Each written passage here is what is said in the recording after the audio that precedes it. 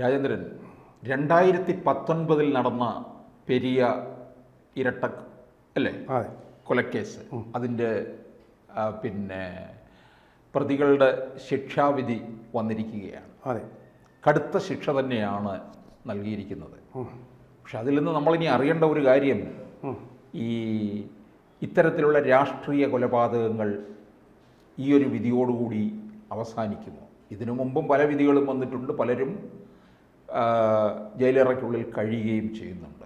പക്ഷേ ഇത്തരത്തിലുള്ള കൊലപാതകങ്ങൾ തുടർന്നുകൊണ്ടും ഇരിക്കുന്നു എന്നുള്ളതാണ്. അപ്പോൾ കൊടുത്തിരിക്കുന്ന ശിക്ഷ ഒരുപക്ഷെ തൃപ്തികരമായി തോന്നുന്നുണ്ടോ? ആദ്യം അത് പറ. തൃപ്തികരമായി തോന്നുന്നില്ല. കാരണം എന്തെന്ന് പറഞ്ഞാൽ ഇതിലെല്ലാം നടക്കുന്ന ഒരു ഗൂഢാലോചനയാണ്.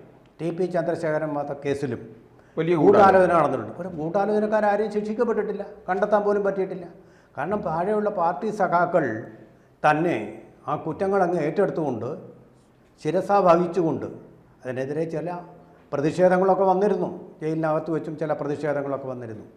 അത് നമ്മൾ കണ്ടതാണല്ലോ, കണ്ണൂർ ലോബിയുടെ ഭാഗത്തു നിന്നുണ്ടായിട്ടുള്ളത്. നമ്മളിങ്ങനെ കിടന്ന് മരിക്കാനും പീഡനമേൽക്കാനും നമ്മൾ മറ്റുള്ളവർ സൂചിച്ചു കഴിയുക. അത് കിട്ടുന്നതിൻ്റെ കുറവിലുണ്ടായ ജൽപ്പനമാണോ എന്നൊന്നും നമുക്കറിയില്ല. അപ്പോൾ അങ്ങനെ വരുമ്പോൾ ഇത് ഏറ്റെടുക്കാൻ ആൾക്കാരിങ്ങനെ അണികൾ, വിഡ്ഢികളായ അണികൾ എന്ന് ഞാൻ പറയും, ഉള്ളപ്പോൾ പിന്നെ മേലിലുള്ളവർക്കൊന്നും ഗൂഢാലോചന നടത്താനൊന്നും പേടിക്കേണ്ടതാണ്. പക്ഷേ ഈ കേസിലെ 2 ഗൂഢാലോചന പ്രതികൾക്കെതിരെ കൂടി ഇരട്ട ജീവപര്യന്തം ശിക്ഷ നൽകിയിട്ടുണ്ടെന്നുള്ളത് ഇതിനെ ഒരു വ്യത്യസ്തമായിട്ടുള്ള വിധിയാക്കുന്നുണ്ട്. അതായത് എ പീതാംബരൻ പുതിയ പെരിയയുടെ മുൻ ലോക്കൽ കമ്മിറ്റി അംഗമാണ്. അദ്ദേഹം ഉൾപ്പെടെ 2 പേർക്ക് ഗൂഢാലോചനയുടെ പേരിൽ അതും കൂടി ഉള്ളത് കൊണ്ട് ഇരട്ട ജീവപര്യന്തം. അപ്പോൾ പാർട്ടിയുടെ ഒരാൾ ഇതിൽ ഇൻവോൾവ് ചെയ്തിട്ടുണ്ട്. അതുപോലെ തന്നെ KV കുഞ്ഞിരാമൻ ഇതിൽ പ്രതിയാണ്. മുൻ MLA ആണ് അദ്ദേഹം, CPM-ൻ്റെ ആൾക്കാരാണ്. എന്നിട്ട് ബാലം വക്കീൽ പറയുന്നത് എന്താണെന്നറിയാം, പാർട്ടിക്ക് ഇതിലൊരു പങ്കുമില്ല, ഒരു ഉളുപ്പുമില്ലാതെ പറയാം, പാർട്ടിക്കൊരു പങ്കുമില്ല. പാർട്ടി ആരാണ് കൊലപാതകം ചെയ്യുന്നതെന്ന് എല്ലാവർക്കും അറിയാം, പാർട്ടിക്ക് ഇതിൽ പങ്കില്ല. അപ്പോൾ മുൻ ലോക്കൽ കമ്മിറ്റി അംഗം, മുൻ MLA എന്നിവരൊക്കെ ഗൂഢാലോചന വഴി ആസൂത്രണം ചെയ്ത ഒരു കൊലപാതകത്തിൽ പാർട്ടിക്ക് പങ്കില്ല. പിന്നെ പാർട്ടിക്കാരെന്തിനാണ് ഈ ഏരിയ സമ്മേളനത്തിൽ പോകുന്നത്, ലോക്കൽ കമ്മിറ്റി സമ്മേളനങ്ങൾ ആസൂത്രണം ചെയ്യുന്നത്, മറ്റുള്ളവരൊക്കെ വിധേയരായിട്ട് കഴിയുന്നത്, പാർട്ടി അറിയാതെ, അതിൻ്റെ സംസ്ഥാന നേതൃത്വം അറിയാതെ എന്തെങ്കിലും അവർക്ക് ചെയ്യാൻ പറ്റുമോ? ഇതൊക്കെ ആളെ വിഡ്ഢിയാക്കാൻ വേണ്ടിയിട്ടുള്ള ചില നറേറ്റീവുകളും കൊണ്ടുവന്നിട്ട്, എന്നിട്ട് കോൺഗ്രസ്സുകാരെ കൊന്നുള്ള ഒരു നറേറ്റീവ് തൃശ്ശൂരിൽ നടന്നു എന്ന് പറഞ്ഞിട്ടുള്ള നറേറ്റീവും കൊണ്ട് അദ്ദേഹം ഇപ്പോൾ രംഗത്ത് വന്നിരിക്കുക. അതായത് പാർട്ടിക്കൊരു വലിയ പ്രഹരമേറ്റപ്പോൾ ഇതുപോലെയുള്ള വക്കീലന്മാർ ഒരു ഉളുപ്പുമില്ലാതെ അതിനെ എങ്ങനെ ന്യായീകരിക്കുക എന്ന് മാത്രമാണോ? ഇപ്പോൾ എല്ലാവരും MM മണിക്ക് പഠിക്കുക. MM മണി വന്ന് അടിക്കണം. നേരത്തെ അദ്ദേഹം കൊന്നതിനെ ന്യായീകരിച്ച് പറഞ്ഞു, 1 2 3 എന്നുള്ളതുപോലെ ഇപ്പോൾ അടിക്കണം, തിരിച്ചടിക്കണം.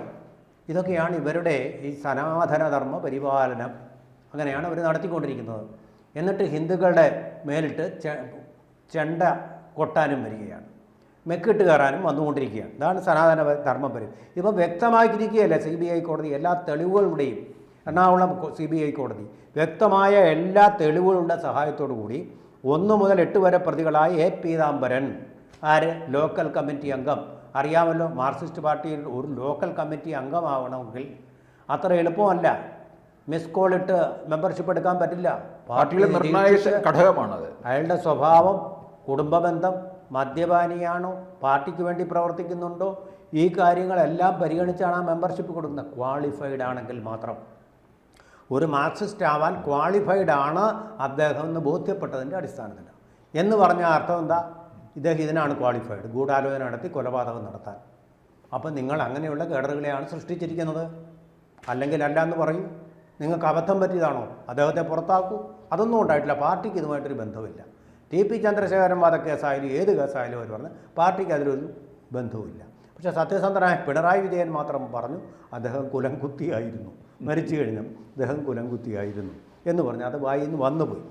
അപ്പോൾ ഇങ്ങനെ ഈ കേസിലിപ്പോൾ CBI വളരെ നാളത്തെ തെളിവെടുത്തതിന് ശേഷം ഇവരിപ്പോൾ ജീവിച്ചിരുന്നെങ്കിൽ ഇപ്പോൾ ഇവർക്ക് 2 പേർക്കും 27 വയസ്സും അതുപോലെ 29 വയസ്സും, അപ്പോഴും ചെറുപ്പക്കാരാണ്. നല്ല ചെറുപ്പക്കാരായിട്ട് കേരളീയ ജീവിതത്തിൽ നല്ല സ്ഥാനങ്ങളിലെത്തി പോകേണ്ട ആൾക്കാരാണ്.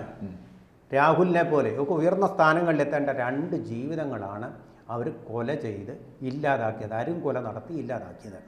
പൂർണ്ണമായ നീതി കിട്ടാൻ സാധ്യതയില്ലെന്ന് പറഞ്ഞപ്പോൾ ഈ ഒന്നാം പ്രതി ഉൾപ്പെടെ ആളുകൾക്ക് വധശിക്ഷ വരെ കിട്ടേണ്ട കുറ്റമാണ് ചെയ്തിരിക്കുന്നത്. ആ വധശിക്ഷ വന്നിട്ടില്ല ഇതിൽ. എങ്കിലേ വിജയനാഥ് പറഞ്ഞ പോലെ ഒരു പാഠം ഉൾക്കൊള്ളുകയും പഠിക്കുകയും ചെയ്യും. അപ്പോഴും നമുക്ക് ഉറപ്പിച്ച് പറയാൻ പറ്റില്ല. കാരണം പാർട്ടി ലക്ഷക്കണക്കിന് രൂപ അഭിഭാഷകർക്ക് കൊടുത്തുകൊണ്ട് ഈ കേസുകൾ ഇനി അപ്പീൽ പോകും എന്നുള്ള ഉറപ്പാണ്.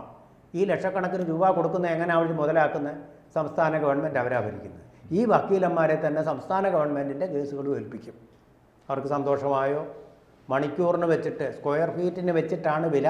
മുംബൈ നഗരത്തിൽ എന്ന് പറയുന്ന പോലെ മണിക്കൂർ വെച്ചിട്ടാണ് ഈ അഭിഭാഷകർക്കൊക്കെ പ്രതിഫലം. 40 ലക്ഷം ഒരു കൺസൾട്ടേഷൻ, 40 ലക്ഷം ആ രീതിയിലാണ് കൊടുക്കുന്നത്. ആരുടെ പണം? സംസ്ഥാന സർക്കാരിൻ്റെ പണം കൊടുക്കുന്നു. അങ്ങനെ അങ്ങ് അഡ്ജസ്റ്റ് ചെയ്യും. അങ്ങനെ വരുമ്പോൾ എന്തായിത്തീരും വിധി?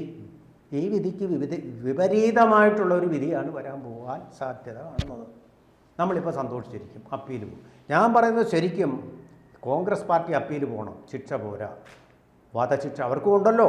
അഭിഷേക് സിംഗ്വി എന്നൊക്കെ പറഞ്ഞിട്ട് ഒരുപാട് കേസുകൾ നടത്തുന്ന ആൾക്കാർ അവർക്കും ഉണ്ടല്ലോ. കപിൽ സിബൽ BJPക്കെതിരെ കേസ് നടത്തുന്ന ആൾക്കാർ, അവരൊക്കെ പോട്ടെ, സുപ്രീം കോടതി വരെയും പോട്ടെ.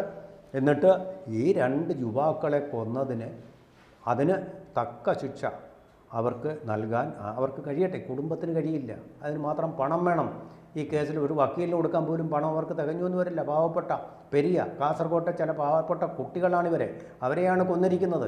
അവരുടെ ജീവിതമാണ് തകർത്തിരിക്കുന്നത്. അതുകൊണ്ട് ഇതുപോരാ, ഇങ്ങനെയുള്ള അക്രമം സമൂഹത്തിൽ നിന്ന് ഒഴിവാക്കാൻ വേണ്ടിയിട്ട് കടുത്ത ശിക്ഷ തന്നെ കൊടുക്കും. യമനിലൊക്കെ നമ്മൾ കണ്ടില്ലേ, അതുപോലുള്ള ശിക്ഷകൾ തന്നെ കൊടുത്തെങ്കിലേ പറ്റൂ.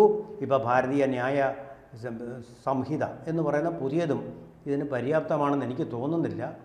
ഈ രാഷ്ട്രീയ അരുംകൊലകൾ നടത്തുമ്പോൾ രാഷ്ട്രീയത്തിന് വേണ്ടി അങ്ങനെ ചെയ്തിട്ട് ഇവരെയൊന്നും ഈ പൊതു സ്ഥലങ്ങളിൽ മേയാൻ വിടരുത് എന്ന് തന്നെയാണ് അഭിപ്രായം.